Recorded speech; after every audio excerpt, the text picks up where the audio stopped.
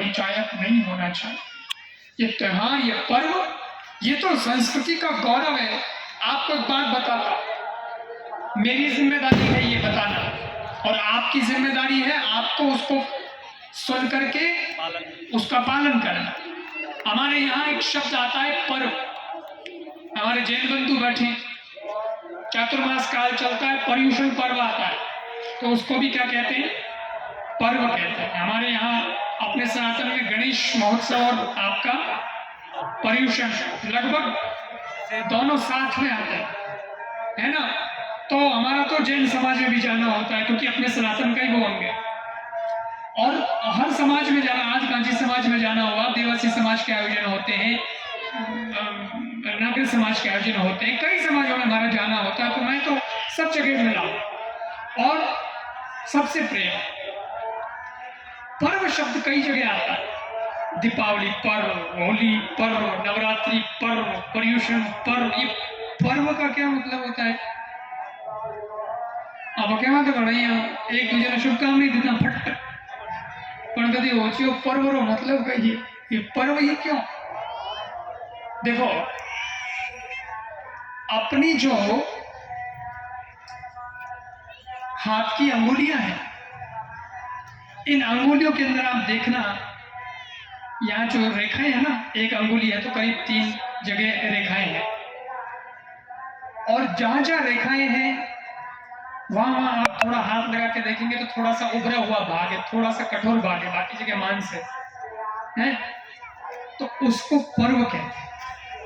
ठीक है, जहां जहां ऐसा लगता है कि गांठ जैसा है, उसको पर्व कहते हैं। आप पैर को भी देखो तो पैर में भी जगह जगह गांठ होती है, कहीं 2 फीट के बाद ऐसे ऐसे अलग अलग गांठ होती है, उसको भी पर्व कहते हैं। और ये करते क्या है? जो हमारे हाथों में भी है जगह जगह, ये करते क्या है?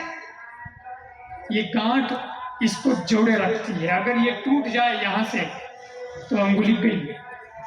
अगर अटो अपने हाथ में ऐसी चीजें की दिख रही है, मूवमेंट हो रही है, अगर मूवमेंट रो जो को सिस्टम है, वो गांठ अगर हट जाए और हाथ हिलनो और फ्री हो जाए, तो जो कि नहीं, ऐसा सिस्टम है, भगवान का बनाया हुआ सिस्टम ही ऐसा।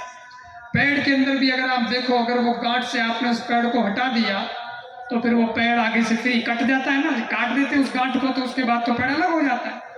लेकिन इतने बड़े पेड़ को भी जोड़ के रखता है कौन? वो गांठें, बीच बीच में जो गांठें हैं वो उसको मजबूती देती है, वो उसको बैलेंस में रखती है। हमारे शरीर में भी ऐसे ही ये सब बैलेंस रखते हैं, जिन्हें आप जोड़ के वहां, है कि नहीं? याद रखिए, इन्हीं से शिक्षा लेकर के हमारे पूर्वजों ने ऐसे त्योहार बनाए, उनका नाम रखा पर्व।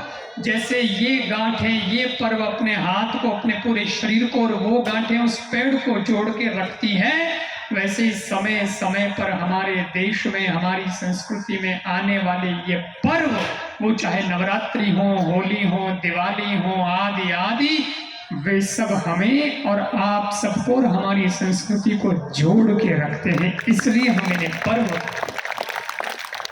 इन्हें और मजबूती मिलती है। अब देखो, 36 कौम के बंधु हो और एक जाजम पर बैठे हो, किसी का किसी से कोई विवाद शायद हो सकता है, ना हो भगवान करे, लेकिन कभी कोई किसी से कहा सुनी हो जाती है, कभी किसी का होता है कि व्यक्तिगत रूप से भैया हमारा उसका आना जाना नहीं है। लेकिन जब पर्व का काम हो, जब त्योहार का काम हो, तो उसमें तो 3600 कौम एक जाजम पर इकट्ठी हो जाती है, वो भी वहां गले मिल जाती है।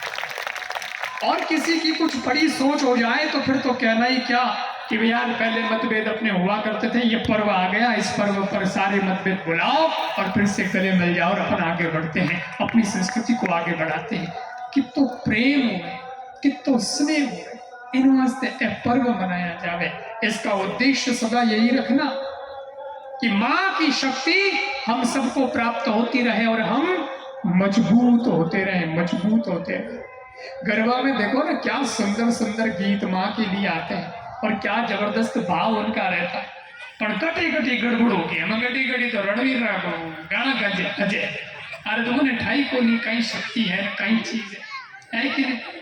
अरे कभी तो गदा बड़ा विचार आता, पहला लोग कितना चौका हा, पहला लोगों का विचार कितना चौका भाई गीत भी बनाता तो बढ़िया बढ़िया बनाता। सजन रे झूठ मत बोलो, बढ़िया गीत।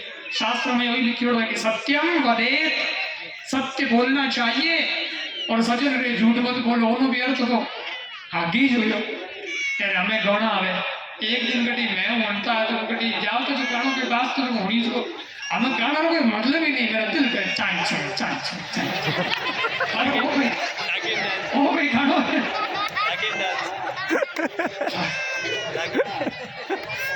वो कोई गाना चाय चाय चाय दिल करे चाय चाय चाय हमने रास्ते जाओ तो चाय चाय रही। लेकिन अगर हमारे रास्ते आ गया, अगर हमने माँ को रिझाया, अगर हमारे मन का भाव शुद्ध रहा तो साहब जिंदगी में फतेह हो जाएगी, ये जीवन शिखर तक पहुंच सकता है। माँ वैष्णो देवी शिखर पर बैठी है, अगर तुम भाव से जाओगे तो तुम्हारी जिंदगी में भी शिखर प्राप्त हो जाएगा, मंजिल प्राप्त हो जाएगी। तो ये भाव हमारे मन में हो। अच्छा दूसरी